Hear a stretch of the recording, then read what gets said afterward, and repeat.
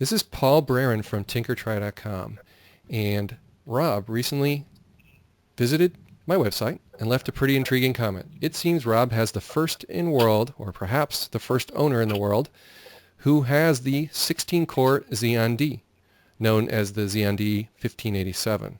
So, Rob, we're looking at the product page here for your 16-core, and a few things jump out at me right on this screen that distinguish this from the Xeon D-1541. And one is, notice the 7-year product life. So it's kind of interesting to think about that in a home lab, never mind something on the VMware compatibility list.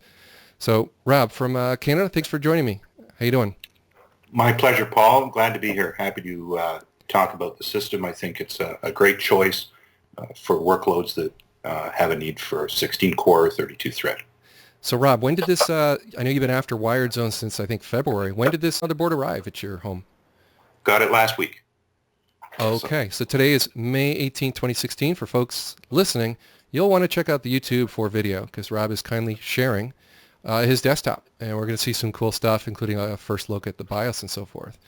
Again, so this is very early days for this motherboard. I have no other reports of anyone in the world having this. And there's a number of differences with the Xeon D1540 that I owned last year and the Xeon D1541 that I've worked on this year as well. This obviously is doubling the 8-core count. So Rob, if you could show us the Intel Arc page. So now we're done with the product page. Okay, so this is just a quick overview, and we're going to go back to that product page in a moment on Supermicro. So what you're looking at is the price.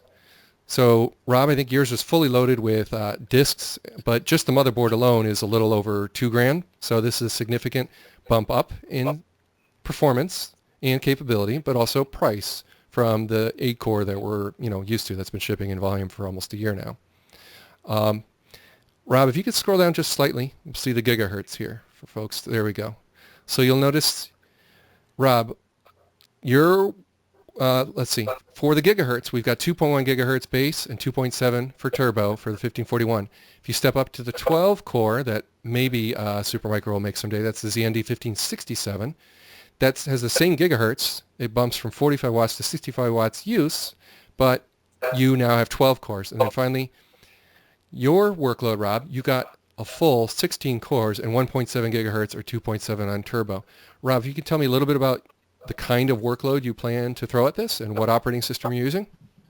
The system's loaded with VMware ESXi version 6. The VM inside of it has a very multi-threaded workload, so we're not expecting the 1.7 or 2.3 turbo to be the constraining factor. What we found initially was that a system with multi-threads available is what we needed, not necessarily high CPU speed, but the ability to execute workloads that run multiple things in parallel that we can't push off to GPU compute on a general processor.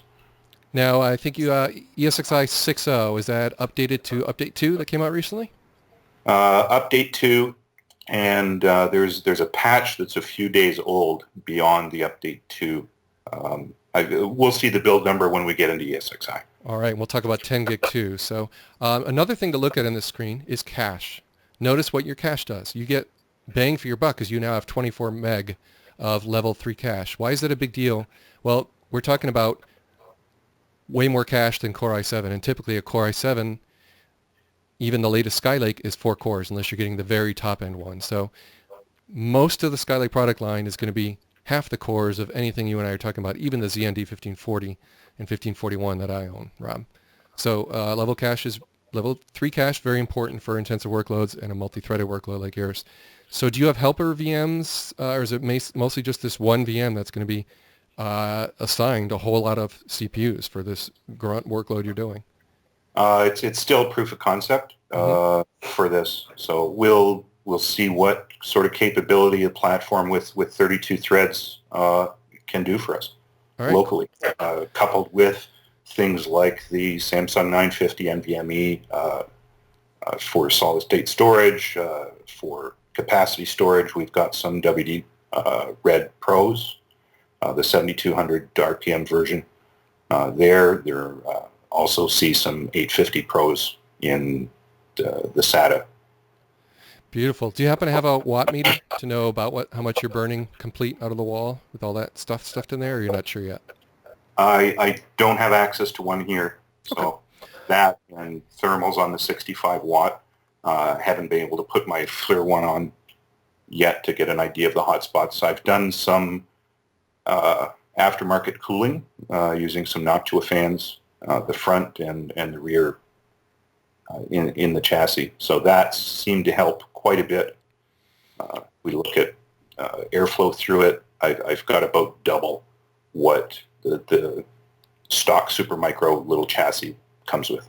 You know, your airflow, 120 millimeters is the factory fan, but you replaced it with a 140. Is that correct? By now? No, the rear fan ships 120. I replaced it with a Noctua 120, the industrial version, which has a very high static pressure. It's important to move a lot of air. So that's in the rear fan. It optionally, you can insert a front fan. The documentation says it can use 80 millimeter. I think that's a typo. The only thing that will fit is a 60 mil front fan. Yeah, So, and you're using Patrick from servethehome.com, his technique of just using the four rubber things it comes with to shove it right through the holes in the front bezel of the chassis. Is that correct? correct. Yeah, that's about the only way you can really do it. It's a pretty tight case. Yeah, but it's pretty easy to do without tools. What we're talking about here is Patrick mastered just the right angle and the position to put a 60 millimeter Noctua fan, and it blows right across the motherboard and gets the NVMe cooled down a little. And Yes. it does add a bit of noise, as you noticed. Did you go with PWM or non? 3-pin or 4-pin on that? On your They're 4-pin fans.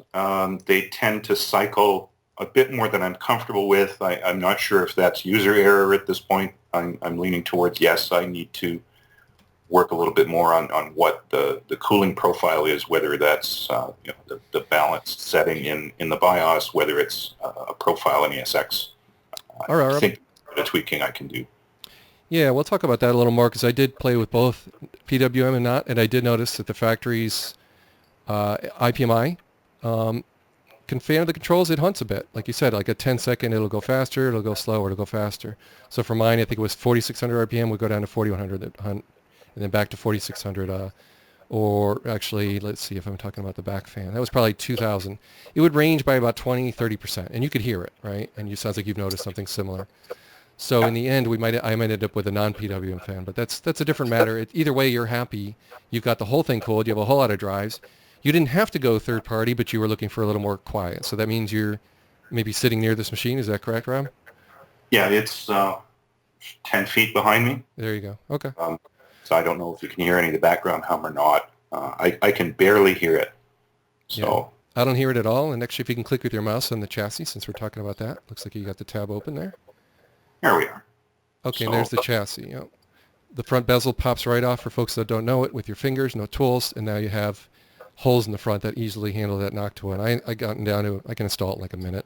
And again, Patrick at Serve the Home has a wonderful picture and an article about this. I've also been playing with fans on my own site at takeortry.com. All right, so back to the first tab, if you could, the motherboard. Yep, just a quick note for anybody who might want to pull off the front bezel. The release for the top right corner is actually on the top, not on the side. Good point. It makes it much easier to find once you know that. Took a while to figure that out. I didn't want people to break a bezel off trying to get it if they do it. So we're back here on the motherboard. Yeah, if you could scroll down a little, we'll talk about RAM for a moment. All right, so on the product page, it looks like they forgot to throw gigahertz. That's one omission, but we already showed you the Intel Arc to fill in that gap. Looks like they also have a little work to do on the memory type. So 2400. Rob, can you talk to that topic just a little bit here? Right. If we actually scroll back up to the tested memory list for this, the unit I've got does have 2400 speed registered ECC. Do a little quick click. The 32 gig modules. They've run through it here in particular. They've picked Micron. Samsung also has same module. If you're looking at the part number, the only thing that changes the part number, the CL, C is probably for crucial, but the part number will change to SL for Samsung, and the third manufacturer is Hynix. I'm pretty sure the part number is HY01 here. All right. And I was told misinformation about 2 months ago. I inquired about 2400 on a Xeon D-1540 one, and it wasn't on the drop-down list. Today, I'm looking now, and Rob, to my delight and surprise, a Xeon D-1541 product page, the motherboard based on, 8 cores, not your 16-core. Same drop-down menu. DDR4 2400 is now supported and apparently tested. And if I click the Go button, I get the same results as you, that they're not using Supermicro on their test. They're publishing the Micron result first, which on the Wired Zone product page is around $178, I believe, when I checked. So you're going to want to, check for latest pricing. If you're listening to this on replay, obviously these prices just keep lowering, and it's been a very good story with RAM since I bought the system at about $350 for the Samsung DIMMs DDR4 when they first came out last summer, down to, well under 200 for whatever brand you pick. So thank you, Rob. I think mine, when I bought them, I think they were around 210. So they've even dropped in the last 2 weeks. Great. It's great to hear that. All right. And then you're over, let's see. Yep. $178.70 at Wired Zone as of today. All right. Now, Rob, the fun stuff. We've shown people specs. Let's show the actual IPMI interface. I think you might have that running. Yeah. Here, I just want to pull this up from a parts standpoint. When I ordered my system from Wired Zone, that's the bill of materials that came out. Rather than you've got your bundle pages there. I don't know if Wired Zone does a build. Supermicro doesn't sell it the same way they sell the 5028D as a bundle right now. I understand from the product manager that they initially had some concerns over cooling, and the day before they shipped, he had my system on his desk just to see if the 65 watt, the 20 watt increase would make the thing too hot to handle. I guess it was happy enough to say, yeah, I'll release it into the wild. Here you go. Have fun. That's great that you worked with, and Supermicro gave you that reassurance. I was never worried about the 20 watts because I've actually tested GPUs at 65 watts and abused them for a solid overnight using FurMark, a test that really bangs away at the GPU while I also hit the CPU. And I had no issues. The power supply was still under 100 watts if I didn't have all the hard drive base full. So I was never concerned moving from 45 to 65. It's interesting to hear Supermicro might have reluctantly a little bit at first, slightly worried, but you've now done the proof of concept for the world, and you're good. You're good to go. You're stuffed full of hard drives too, right? Yes, I am. Question about your GPU was you're testing with the AMD, the 7780, or with the K1200? Okay, I've tested the 7750. So 50. So on tinkertray.com/SuperServer workstation for proper and fully supported and fully functional VTD pass-through of the GPU. The only one I found was, let me get the exact product from VisionTech. It's called the VisionTech 7750 3x4K graphics card. No yellow bangs in Device Manager, passes through VTD just fine. However, its fan's a little loud. You want to put an attenuator on the fan speed that you can get from Noctua. I'll talk about that at some later date in an article. So for people that want a little more quiet, the higher priced and newer by 2 years K1200, the little beauty from NVIDIA, it worked. However, I do have yellow bangs and exclamation points in Device Manager, which is a sign of Windows 10 VM being a little bit unhappy with the pass-through. That said, it was putting out 4K video. So the NVIDIA card, I think, is a little lower on the power as well. I think it's a 45 watt card. You are correct. Versus 60 on the AMD. Excellent point. I'm glad you mentioned that because I noticed that when I measured it as well. So yeah, it's appealing, but and it's the corporate product. We're talking about NVIDIA. Let me get the exact NVIDIA part number here and where I ordered it.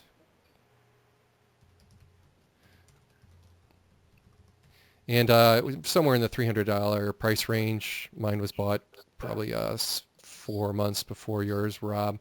Looks like the price hasn't changed. So it's the Quadro line, which is not crippled like the gaming ones would be. So Quadro should work for kind of the corporate world. But NVIDIA is a bit of a mess with VTD. AMD tends to do better, and what do you know, my experience bears that out. So Rob, what were you saying when I kind of talked over you there? You had some issues, I think, right? Yeah, on the K1200, pass-through isn't seeming to work for me just yet. Okay. If we if we look at the K1200, this is the actual card. Nice, thank you. Right. So it's a very quiet fan too, which I'm sure you noticed. Correct. Yeah. Again, versus the AMD, it's 4 mini DisplayPort outputs as opposed to just 3. I think the Vision Tech card has some HDMI in there too. Is that right? It does. Yep. Yeah. So again, this is 4 outputs. It's from a spec standpoint, they're on equal footing with each other. This one, again, just a little bit less on the power draw. For that, we're limited. The Flex ATX power supply in there is 250 watts, so we really have to stay within that power budget. Correct. And over the last year, many comments have come in about that power profile. Can I fit a full-height GPU? And my answer is you can go with the 1U equivalent server, where you're tipping the PCI at a 90-degree sideways, so you now have room for a full-height PCI. The thing is, it drops from 250 down to 200 watts when you go to the 1U. So as Rob just said, you got to be very careful about that. You can't be doing some high-end, well, yeah, you're not going to be doing folding at home. Well, nowadays you'd want to talk about VR and headsets, right? Yeah. Either way, you're probably not doing the last year or two of $700 chipsets. You're going to be talking about a $300 price range with a year or two old tech.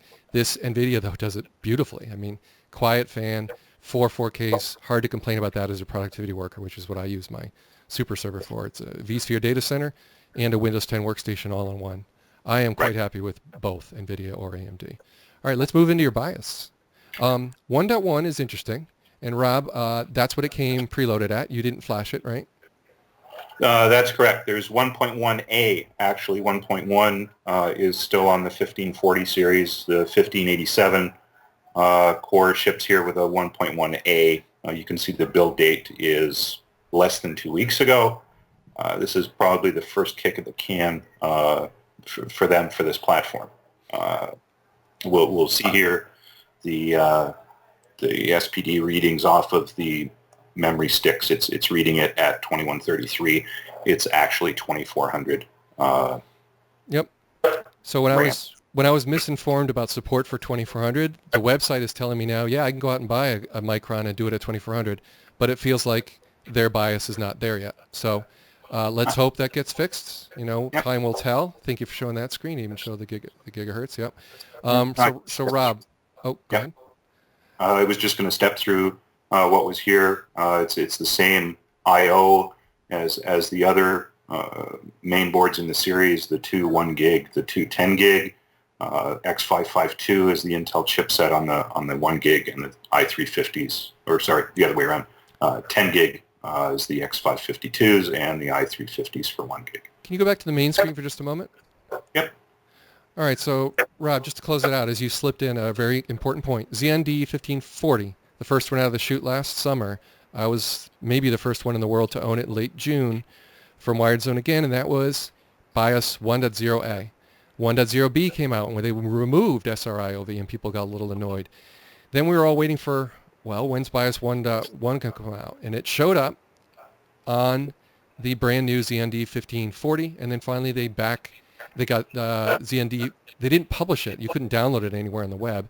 And then finally, when the Xeon D-1541 arrived, it arrived with 1.1. I saw the features like, whoa, SR-IOV is back, and it looks good, and all that. And I was hoping it would be functional and downloadable for people who had the original Xeon D-1540. And what do you know? Within a month, Supermicro published it, and it works. And it made the BIOS look identical. Every single screen, except for the boot order screen, one device showed slightly differently. So there's no functional difference between a 1540 and 5041. There is a support difference, however. SR-IOV, Supermicro clarified 2 weeks ago.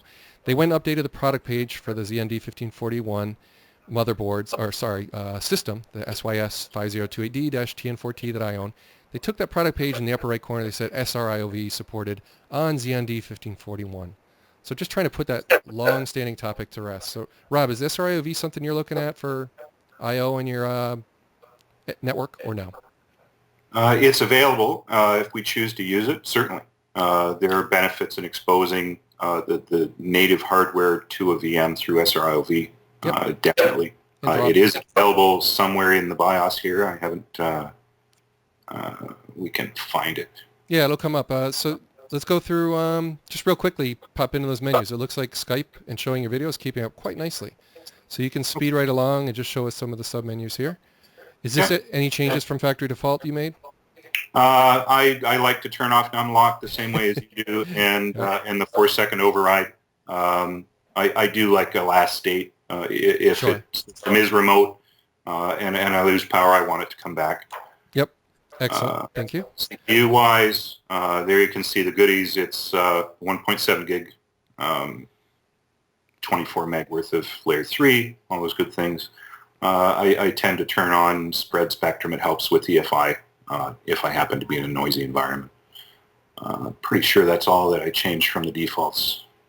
All right, cool. We can go into power management. I haven't gotten down to turning off the C states and things like that yet.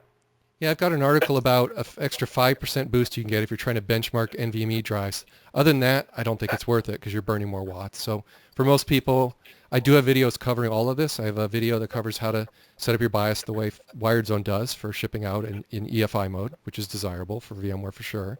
But I also have a video that talks about getting that last 5% of performance eked out. And again, I don't do it for routine use. Thank you, Rob, for cruising on while I'm gabbing away here. This is great. Keep on going. There we are. Seeing all the features. Looks the same so far to me as 1.1.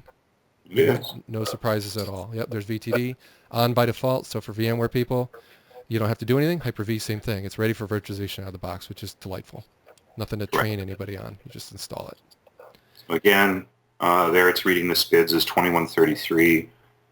One of the interesting things I tried doing was the enforced POR that locks the speed to what it reads off the SPID.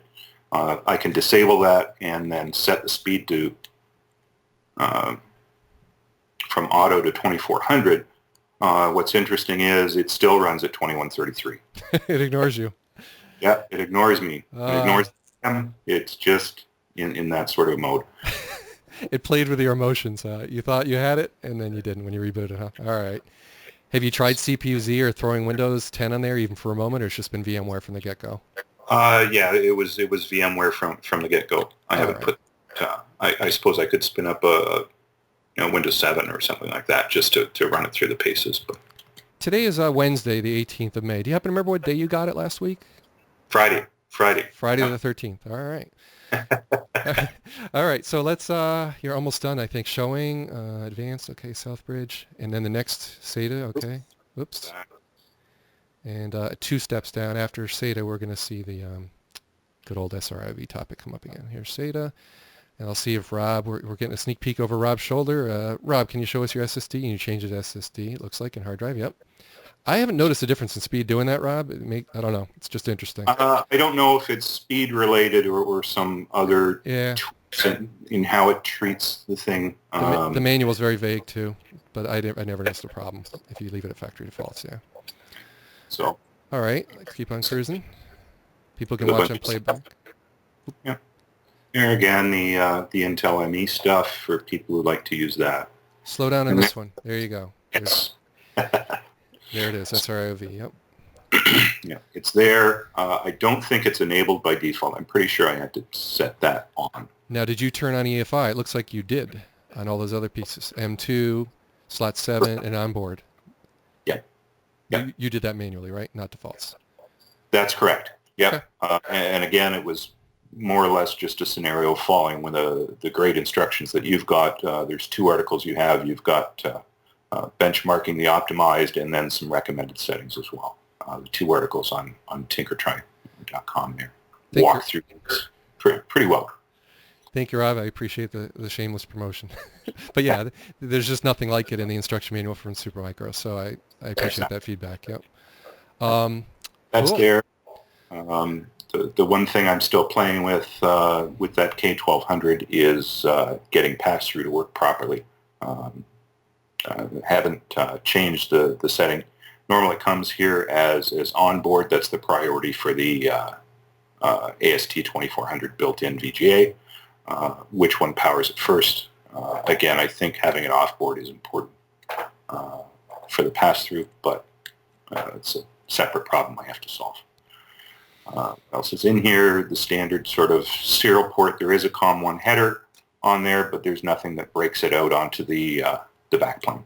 Yep. So for 1U owners or 1U fans, you got your breakout included, or you can buy one later for your mini tower. Yeah, you can get standard sorts of things, console redirection. Yep. Right. Down into the gig ports if you really want to see them. I'm not going to go through all 4, but here they are. Pretty sure there's a mode on the 10 gigs that let you choose them to iSCSI boot instead of Pixie boot, if that was something an environment needed. Secure boot is something that's coming to hypervisors, but it's a bit messy. I imagine you left it off, correct? Yeah, it comes on if you choose the UEFI boot as opposed to regular BIOS. The secure boot stuff shows up. So, and here it is again. Secure boot. I disabled CSM, and the secure boot menu is there. You can see it's disabled. If we needed to, we could get into having it light up the keys and different sorts of things there. No, I think, all right, and then the boot menu is the last one. And there we go. We're seeing your boot device, just generic UEFI showing that you have a hard disk. It's showing USB type, not, there it is, Samsung flash drive, Fit 1100. Okay, cool. Thank you so much, Rob, for the great overview. Want to go ahead and let her rip and let ESXi fire up while I gab away about some other topic, because it takes a little while to boot, as you know. Yeah. And, whoa, we lost video. Hold on. No problem. There we go. Hypervisor is rescaling his image size because it does. It goes to a little higher resolution during boot. And when it's done booting, it's going to show an IP address. So initial boot, something we missed here at the first power on, IPMI IP now shows. So if you don't have a Redfish IPMI, if you have an older Xeon D-1540, go to the 3.x IPMI that's now available from Supermicro's website for anybody who owns a Xeon D. And you now get, with BIOS 1.1 and the new IPMI, you get your IP address shown right when you power on the machine, which is a nice touch. You also get a beep if you bought a speaker. And Rob, I believe you bought a speaker, you said? Earlier? Yes, the extra $5, I'll take the diagnostic value of a speaker. Yep, and the bundles for the 8-core model, those are sold with a speaker right on board from the get-go. And the reason it takes a whole minute to boot, so it's really handy to have a little beep so that you know when to hit delete to go into your BIOS. So just pointing out a little nicety there. And very easy to install. Just slide it right onto the header. I kind of wish Supermicro included one from the get-go. All right, so we see your build number here. We see your Xeon D and the gigahertz, everything showing. And you have 128 gigs, so you loaded it up with all 4 DIMM slots full. I'll point out, people ask often, is there a difference in speed if you only buy 2 DIMMs? The answer is no. You're good to go. You get the same speed. There's no interleaving or anything fancy that happens when you go from 2 to 4. No difference in performance. Correct. In this particular scenario, with the system as it is right now, we won't see the UI, the boot console come up. It will stop here because I've got the K1200 video card set to pass through. Yes. So no problem. From this point forward, in this particular situation, the console is no longer accessible. It's a bug very similar in my research so far. HP had a similar bug with the Gen 8 microservers that when you pass through the video card, it would halt here on the console. The system is fully functional. Yeah. After that, I can pull up a web browser here. Yeah, it's normal behavior. And actually, while we're waiting for ESXi, do you have VCSA as well? vCenter appliance? There is a VM of it. I don't know how far along I've got it configured. We can have a look when we get there. But in no, it's the okay. I'll pull up the... There's big news today. If you could fire up the website and bring up my homepage, that'd be great when you get a chance. Because like you said, there's not much more to look at. iKeyVM we're kind of done with. Obviously, like you said, the video is going to freeze, and that's normal. The SuperServer Workstation Bundle 1 does the same thing. You get Windows first, and if you install in VMware on there and you pass through the video or the AMD, you get the same behavior Rob just outlined for you. And there's a few brave pioneers like me in the world, including another guy right here in Connecticut that I'll be talking to in the future on the air. And he's done the same thing, pushing the envelope with a workstation that's running Windows 10 as well as your vSphere data center all in one system that's well under 100 watts. So these are good times for the hardware and fully supported. So Rob, can you go back to that last screen, the summary, a little longer? Yeah. So busy gabbing, I didn't look at it. I just want to see how it looked. Okay, good. ZND, all your specs, everything shows properly. Can you scroll down a little for us? There we go. Nice. And you are showing us, can you bring up another browser tab? Plain old Chrome or something, or Safari? All right. Where are we going, VMware or? Tinker try, the upper right, you got it already. All right, click that first article in the top left corner. So folks don't know that yet. Rob's already on top of it. He's using the web client. Get used to HTML5 is the gist of this article. So VMware's announcement just a few hours ago, kind of a zinger. We knew it was coming for a long time that the C# Windows install is going away, but they're not kidding. The next version of vSphere, they're dropping it. It's not going to be there.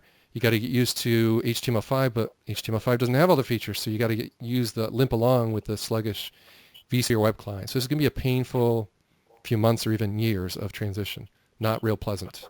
Just pointing that out. So when I'm doing videos, I kind of vowed publicly in that article, I'm not going to waste my time in the vSphere web client that's going away and is a dead end. It's a waste of my time and viewers. I'm just going HTML5 for everything. And when they finally get the ESXi host client and the HTML client with enough function for the kinds of videos I do, I'll be good. My videos are going to focus on HTML5 only. So Rob, go back to, now that I'm done with my little soapbox there, head back to your HTML5 client that you were just showing off. It's pretty cool, right? What do you think of it, Rob? It's nicer than the C# client. It's certainly, because I'm on a Mac, more available. Right? I don't have to run a Windows VM anymore. Exactly. I was hoping you'd say that. How's the speed? It's pretty fast. Mm-hmm. Yep. Very, very nice. I don't have to deal with Flash anymore.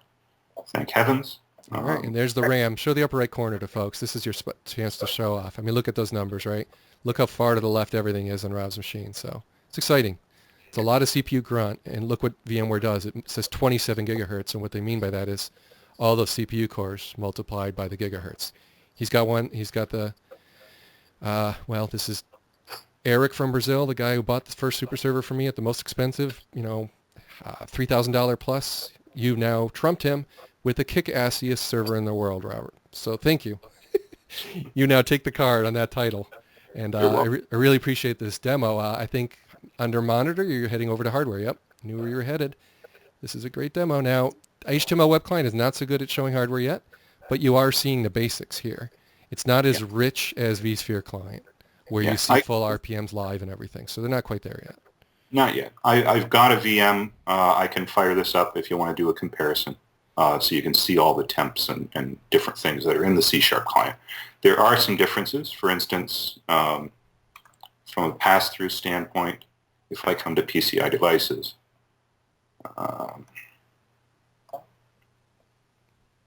scroll down, because it's the burr under my saddle at the moment. Just to find our friends at NVIDIA. Here, look at these caches. That's what you get when you have 32 threads and 16 cores. Here it is. So if we pick that, can I get rid of the log? Is that going to maximize it? No, that'll make it go away. That's what I want. So we'll see. So it's showing gray, huh? Yeah. Mm-hmm. Versus the parent. Interesting. Yeah. So yeah, it doesn't behave that way on mine, as I admitted earlier. So I did get the K1200 working in a weird way, but it did work. So I got a little further than you. So we'll see what the next box. Don't notice, right? It is active. Yeah. Right. It was disabled. Some of these things you'll notice because it is a system on chip design of the motherboard. It's not capable because you're not going to pass through something that ties the whole system together. If it's not capable, it's not going to expose the capability to you. Very good point. Like if you try to get crazy and pass through USB 2 or USB 3 bridge controllers too, weird things happen. It's an integrated chipset. That would be a disadvantage for some people who like adding a USB PCI card and passing that through to VMs like I did in the old days with my vZilla build in 2011. Those days are over with system on a chip. But man, the energy savings is so worth it for me. I don't care, right? It doesn't bother me. Exactly. This screen right here is sort of why I didn't want to disable the P state and C state stuff in BIOS. I wanted to see how well the VMware host would deal with being able to control the power management. If you change the policy from balance to performance, you do get an instant boost in benchmarks of like 5 to 8%, and you don't have to reboot for it. But you will see your watt meter go up slightly when you get a watt meter. It's just one of those little secrets. It's one of those things that does not need a reboot, and an instant little boost in grunt, but also a loss of burning some more watts from the wall. Another little secret. C states. Let's talk about power savings. S3. When you try to make this a workstation, which is not really meant to be, and you throw a Windows 10 on there, yeah, you're not going to be doing the normal, Surface Book or Surface Pro 4 stuff where you can suspend and resume instantly. Doesn't work. Okay, so I'll just point out S3 states are really geared towards the server world. That's just Supermicro's tradition. Keep the BIOS simple, keep it stable. They do not focus on trying to make this a gamer or workstation-friendly machine, really. It's really meant to be a server. That said, it works fantastically well with Windows 10. You're just not putting it to sleep. You're leaving it running. And since I run Windows 10 as a VM in a data center, I wouldn't shut it off anyway. So just pointing that out. Not a big deal, just a little thing. All right, reserve all. Can you show them that a little longer? Reserve all memory. Robert, you want to explain why that's there for VT?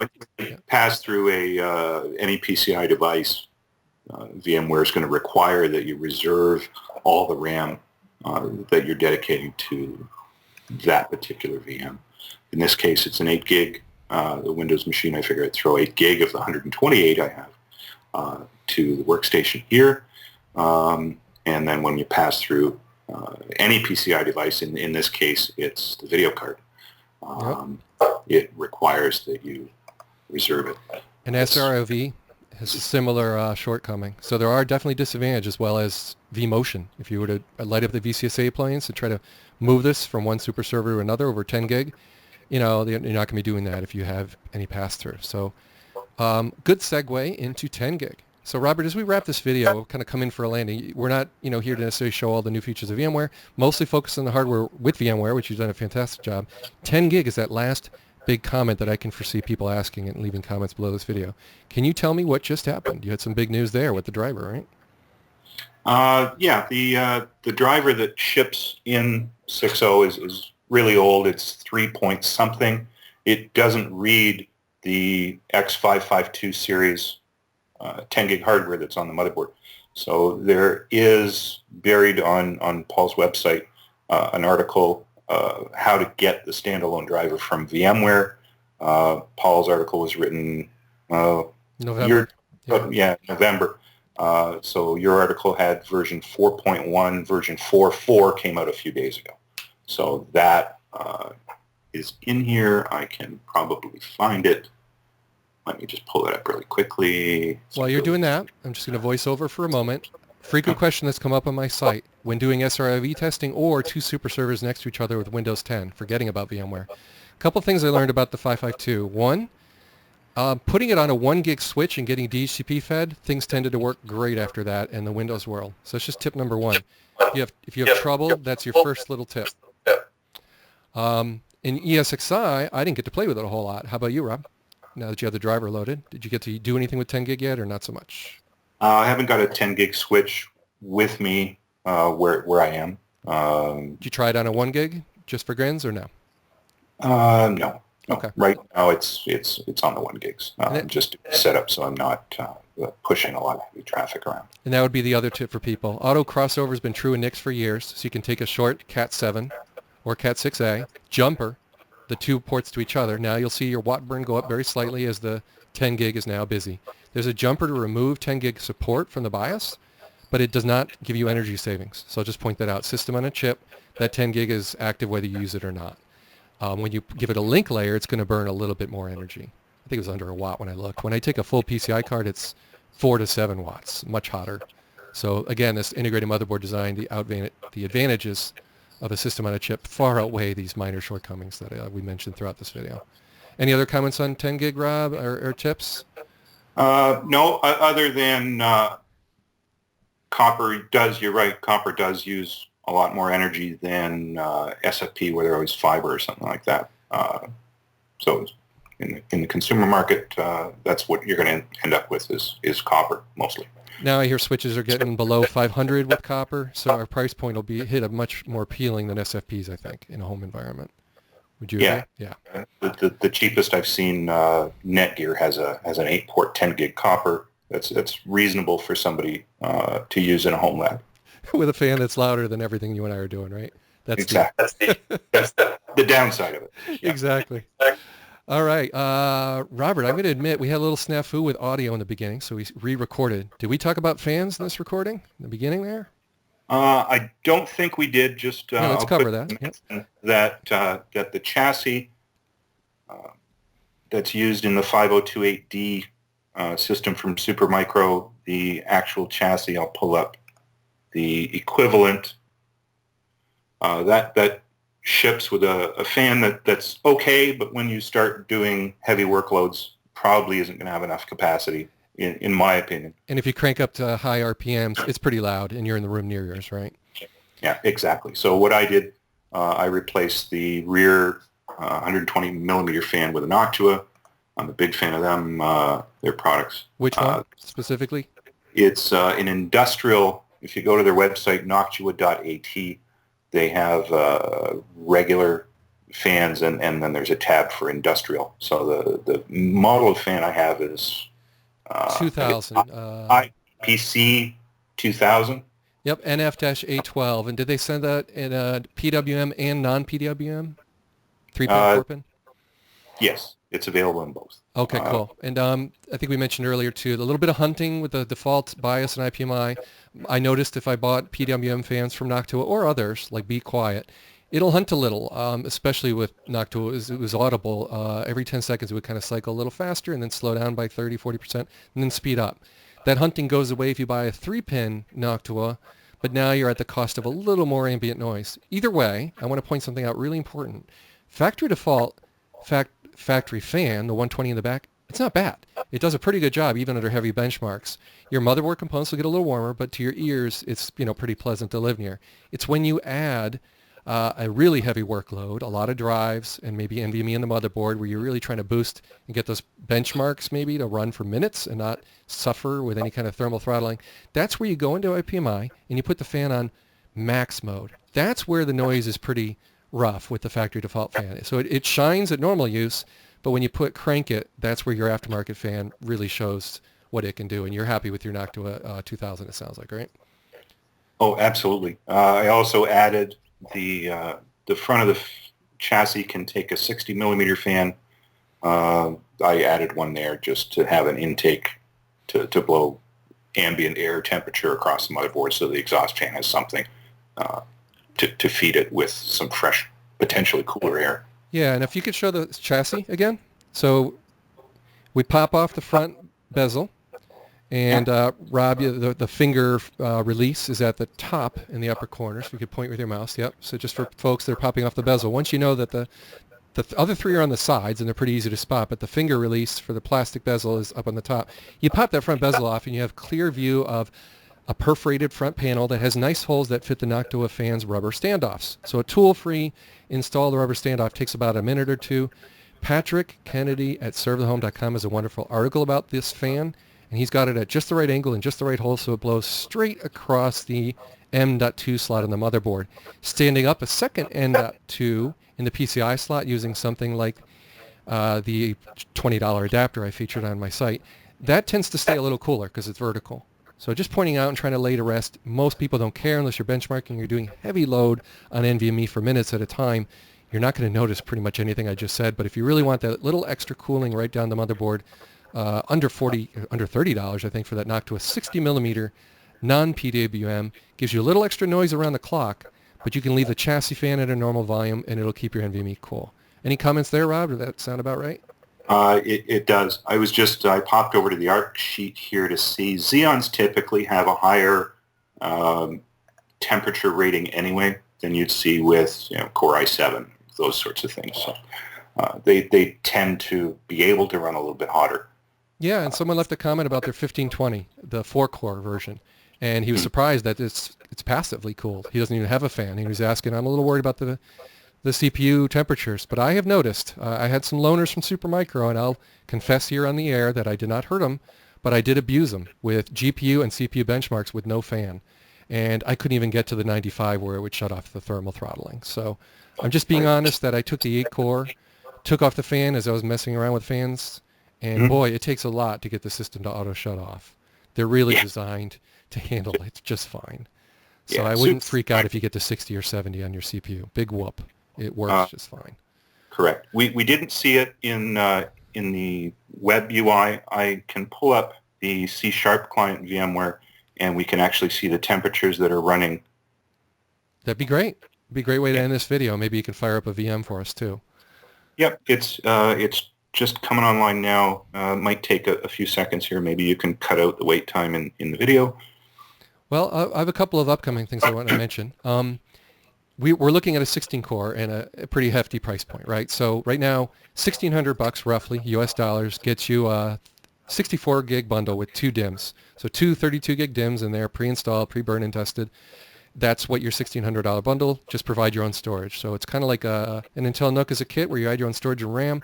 Well, if you go to Wired Zone and get the bundle, you'll have the USB drive, the speaker, the 6 SATA cable, and finally the memory tested by someone else for 4 hours, Wired Zone. So when you receive that box and pull it out on a Saturday, you can install VMware in a matter of 10 minutes and you're good to go. You have everything you need.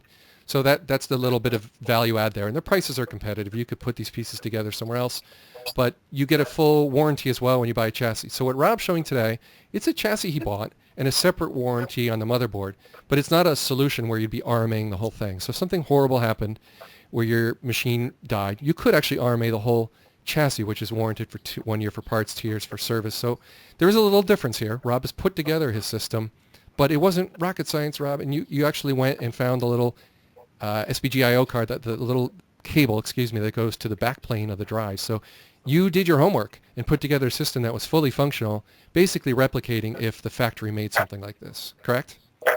That's correct. I can pull up the actual outside of storage, which I got in locally here. Let me just pull up the bill of materials. Yeah, you had that screenshot earlier. So I want to point out that Rob did a little bit of homework to get the right cables and cable lengths. He even went and got one 11-incher to reach the top SSD bay, the 2.5-inch internal, and he went and got 5 8.2. So he basically put together how a system is normally made when it's called an SYS 5028D-TN4T.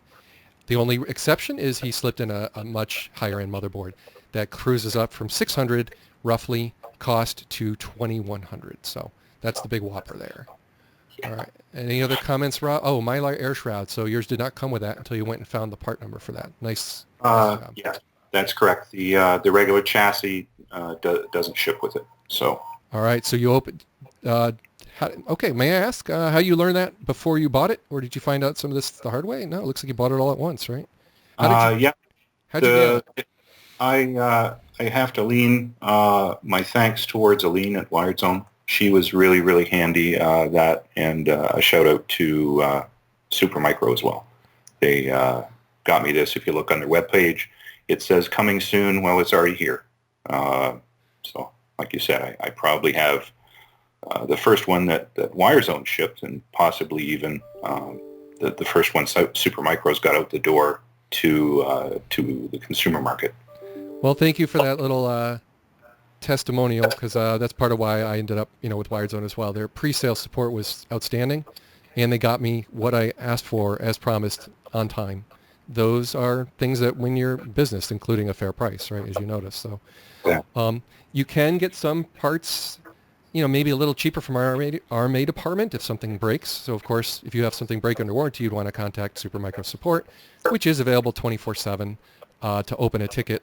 Generally, you'll want to fill out a web form for all kinds of details, but if you're just asking something simple, you might go with phone support. And generally during business hours for California time, not a bad idea. If you just want to ask something, you're more likely to get an answer right off the top of someone's head if you do business hours. That's just my little bit of candid feedback. Thank you for the shout out for the right people. Appreciate that, Rob. My pleasure. Just trying to get the Windows VM to show up in Skype. Okay. And then so you're firing up. You had the ESXi or the host client earlier, the HTML5 interface from your Chrome or used Safari browser, didn't you? Yeah, I use Safari. And have you noticed any visual anomalies or problems with Safari versus Chrome, or you're good to go? Nope. Runs fine. I haven't tried Firefox yet, Okay. but it's done well. Kind of a big deal considering a lot of VMware employees have Apple gear and are not using Windows and Chrome. So again, this HTML5 feature is so the way to go. So this is the C# client. We can look at the hardware specs that, again, don't show up in the web side of the world as well as they do here. So we can see. This is great. CPUs. It only shows CPU 1. I'm not sure that you'd even want it to scroll out to all 32 of them. Voltage, good. Yeah, we're all good there. I have an article about replacing a CR2032 standard lithium-ion battery, by the way, for people. It's pretty easy. And I have another article about a flaw they had where IPMI would kind of give you a warning, and you have no warnings on power, so that's good. So they fixed this, by the way, but the early 6.0 days, you had to do a little something to get around a yellow bang for voltage that bothered people. So how about now the yellow bang's migrated to my fan. Let's talk about that. So who's hooked up to your fan 1 header, Rob? Which device? Which fan brand? Trying to think here. Based on the speed, I'm going to say fan 1 and fan 3 are the Noctuas. And fan 2 at 3100 RPM is probably the CPU fan. Okay, and that's the one that came with it? You did not replace the CPU fan, right? Correct. Yeah, that's the difference in the model number. The model number from Supermicro with the plus in it has the onboard. So I think if we went with non-PWM, in other words, 3 pins, I believe the RPM will be a little higher, and we might get you out of that yellow bang. So that'd be a different Noctua. I'm not sure which of your 2 Noctuas is lower. I'm guessing the bigger one. So the 120 millimeter is just my guess based on having played with about a dozen fans on my motherboard. I'm kind of embarrassed to admit. I had a lot of fun, though. I learned about Be Quiet and Noctua, and it was just a great time. I quite enjoyed it. You actually bought a FLIR 1 you mentioned earlier. You let that slip, but that's a fun device, right? Have you played with it yet, the thermal imaging? Oh, yeah. Yeah, it's, again, a really nice toy to have. Yeah. Okay, keep on showing us temperature. So the FLIR 1 lets you look at things like NVMe temperature as you bang away at it. It's just kind of awesome. So here we can, speaking of temperature. Wow, very impressive. Those are very cool. Yeah, 46 Celsius. Very, very nice. All right. Now you don't have... Oops, sorry. No, go ahead. There's a little lag in our Skype, so I didn't mean to talk over you. You don't happen to have Prime 95 or something a little bit of abusive inside that VM handy, or no? Do you have a way to generate a little bit of workload in your Windows VM that's powered up, or not really? I don't. No. Okay. I'm too early in the process to have anything that'll throw a lot of. I think at it. We're good here. So we showed off, let's see, all the new features. We showed off that all the CPUs are visible. Can you do the wizard of right-click, create a new VM, and we'll show the number of cores that show available, just to convince folks of what you're looking at here. So watch what happens if you right-click and go create a new VM. We'll just pretend. And get to the easy wizard. It's fine. Typical's good. Hit next. Sure, next. Okay, pick a data store. Wow, you got a lot of drives. Very nice. Can you go back and show us your NVMe there? Is that your NVMe? 950. Good name he's got. So Rob went for the cream of the crop storage, and we're really trying just to get to the, did we skip? Oh, okay, click on edit. Yeah, just click. So we can give this. Watch the CPU. Okay, yep. 100 gig of RAM.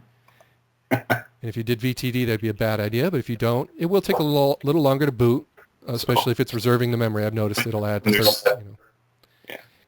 So go to CPUs if you could. And what's the max number the dialog lets you do on CPU? Now, this is the C# client. Probably not the best idea. We're really supposed to be over on host client. But doesn't matter. He's got 32. Holy crap, right? I mean, this is cool. And you can break it out. It is obviously a single socket. Yep. So hyper-threading turned on by default. That's why it's showing 32. And what do you know? Skype is giving up and giving me a horrible echo, but we're ready to wrap, right, Rob? Any parting words here? No.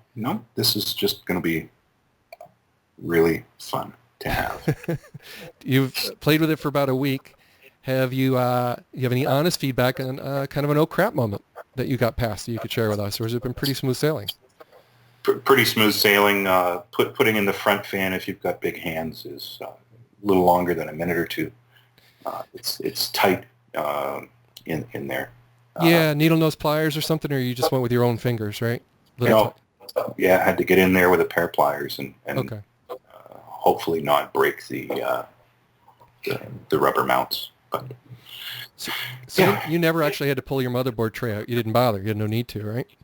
I pulled the tray out to install it and lay the motherboard down. But oh, of course. I'm sorry, because your motherboard was bought separate. That's right. So what we're talking about is the chassis has a metal tray. So Rob had to remove 3 screws in the back, 2 screws that are smaller on either side of where all the connectors are. He then pulled out a hunk of metal, which is just ready for 4 screws to attach his motherboard to. So of course Rob had to have it open. That was a dumb question. But Rob, how long did that take you, do you think, to install the standoffs and make sure your motherboard was good? About how long, do you remember? 15 minutes maybe. Okay. Yeah. All right. And then replacing those fans can be done after the machine is assembled, you probably noticed. Replacing the 120 millimeter is ridiculously easy. Would you agree? Yes. Very simple. It's 4 screws for the fan. Even removing the motherboard tray is pretty simple. It's 3 screws in the back and 2 in the side. All right. And then the Xeon D-1540, the Rev 1.02 motherboard had only 3 power headers for fans. You have 4 on your motherboard. Is that correct? That's correct. So I don't know what to use the 4th one for. There is actually... that photo looks wrong, right? Well, there's... Yeah, it's got the 2. manual is right. If you pull down the PDF here, it's got the right photos in it. But the one that's up on the website's outdated. There is actually a 5th fan header on the back plane. The drive back plane has a 3-pin fan header if you want to drive a fan off of the SATA back plane. Yeah, I don't know what put it in the case, but I don't think that'll show in IPMI or RPMs, right? So it's probably not the ideal one to use. I think there's only 4 fans showing in IPMI. Off the top of my head, I'd have to check on that. But thank you for pointing out another way to cheat. Or you can split, of course, if you're doing 2 identical fans. But generally, everything we talked about would not be identical. Everything would be a different size for what we talked about. That G-lid discussion, just to close that down, I replaced the G-lid. I wouldn't recommend it necessarily because PH00 Phillips, little tough to get the angle without removing the whole CPU and the heatsink. So I wouldn't recommend it for the average person looking for further sound reduction. Removing the CPU fan will give you better sound reduction than even the 120 millimeter for medium speed well. But as Rob said, the higher speed to have good airflow through the case that he's pleased with, that Noctua industrial sounds pretty appealing. And do you leave it, the IPMI, on normal fan speed, or do you leave it on high for day-to-day use, Rob? Right now, there's a choice for optimized. So okay. I just picked the optimized one. Before I put the motherboard in, I actually took a few photos. I'm just going to pull one up so you've got a little closer look at the motherboard. Maybe someday we'll get a machine in a mini tower, and now that Rob's helped convince Supermicro by priming the pump or greasing the skids, whatever you want to call it, it is all good that you pushed the envelope forward and had the budget and time and took the effort to give that feedback back to Supermicro and maybe get them to consider it. And I'm pushing hard for the 12 core, as people know from my website recently too. So thank you for that. And there's your picture. Awesome. Yeah, that's the motherboard before it goes into the case if we zoom in. And notice he has 2 fan headers in the upper right for folks watching the video. And the motherboard picture Supermicro has on their site has only 1. So it is true, your picture is newer than theirs.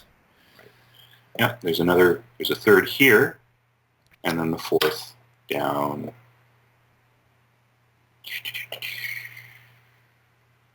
At the front, at the front of the PCI. That's why we missed it. It's right here. It's the CPU fan's already plugged in. Yep, and then Molex next to it, and you could do a Molex to CPU fan adapter if you really wanted to, but it won't show an IPMI.